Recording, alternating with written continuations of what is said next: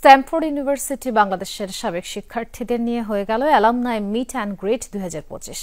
সকাল থেকে প্রাক্তন শিক্ষার্থীদের পদচারণায় মুখর হয়ে ওঠে ক্যাম্পাস প্রাঙ্গণ।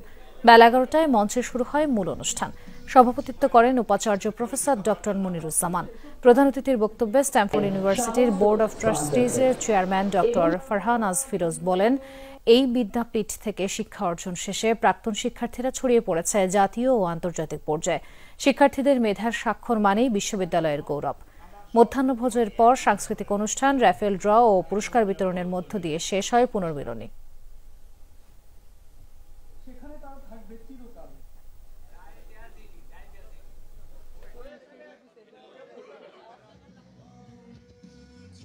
আমাদের অ্যালামনাইরা আমাদের সাথে আরো বেশি যোগাযোগ করুক, আমাদের ক্যাম্পাসে আসুক, আমাদের সাথে বিভিন্ন প্রজেক্টে ইনভলভ হোক, বা এমনি জাস্ট ক্যাম্পাসে এসে আমাদের যে কারেন্ট স্টুডেন্টস আছে, আমাদের যে ফ্যাকাল্টিরা আছে, ওদের সাথে একটু যোগাযোগটা যেন ওরা বাড়াতে পারে, এটা আমরা চাচ্ছি।